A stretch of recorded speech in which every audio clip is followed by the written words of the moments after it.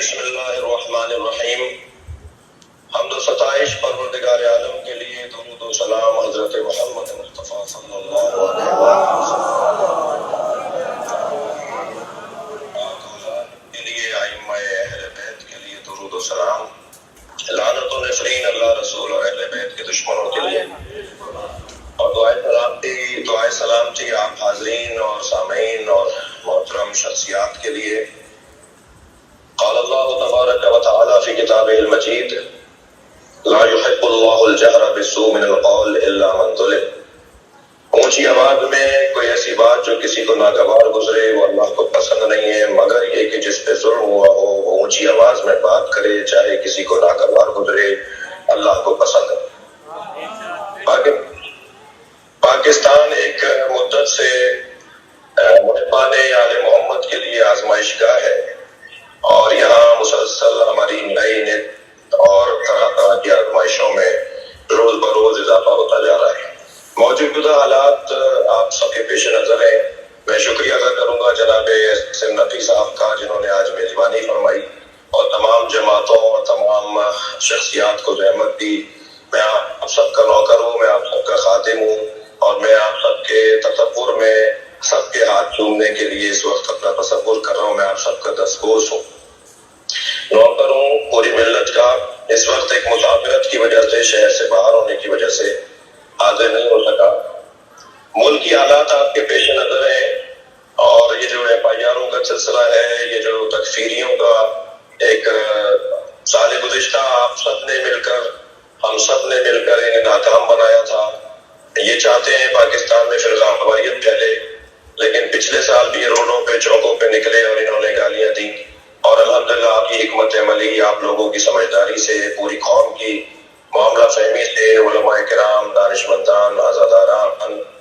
اور ماتمی حلقوں نے اور ماتمی اور رضائی اداروں نے جو سمجھداری کا ثبوت دیا، اس دفعہ پھر انہوں نے چہرے ضرور بدلے ہیں۔ پچھلے سال والے نظر نہیں آ رہے، لیکن نئے چہروں کے ساتھ پرانے تکفیریوں نے پھر سے وہ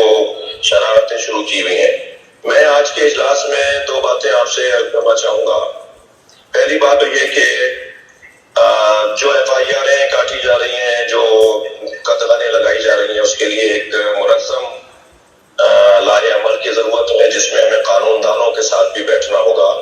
ہمیں وکلاء اور ماہرین قانون سے بھی مشاورت کے عمل کو بہتر کرنا ہوگا۔ دوسری بات یہ کہ اگر آج ہم اپنے اصولوں سے، اپنے عقائد سے ہاتھ اٹھا لیں گے، اور یقیناً نہیں اٹھا سکتے، اور ہم وہ دن اپنی زندگی میں نہیں بلکہ اپنی نسلوں میں بھی ایک لمحے کے لیے نہیں برداشت کرتے کہ جس سے کوئی ہمارے اصولوں سے ہاتھ اٹھانے کی بات ہو، تو اگر ہلکا پھلکا بھی ہم نے کوئی ایسا کام کیا جس سے، تو اس کے لیے ہمیں قربانیاں دینی ہوں گی۔ میں ریاستی، حکومتی اور کچھ سیاسی اور کچھ مذہبی شخصیات کے کہنے پر ایک دو دن زیادہ سے زیادہ مؤخر کر رہا ہوں۔ اگر انہوں نے ہمارے حوالے سے، یعنی قومی حوالے سے، اور خاص طور پہ جو لاہور میں ایف آئی آر ہوئی ہے، اس حوالے سے اگر انہوں نے کوئی مناسب اور معتدل اور معقول راستہ نہیں دیا، تو پھر ہم یہ کہنے پر مجبور ہو جائیں گے کہ آئی جی پنجاب، وزیر اعلیٰ پنجاب ہمیں بتائیں کہ ہمیں پنجاب کے کون سے شہر میں گرفتاری دینی ہے۔ تو پھر میں آپ سب سے گزارش کروں گا کہ مجھے جیل تک پہنچانے کے لیے اگر آ سکیں تو بہت اچھا ہوگا، ورنہ میں اکیلا اپنے ایف آئی آر کے اوپر گرفتاری دینے کے لیے تیار ہوں۔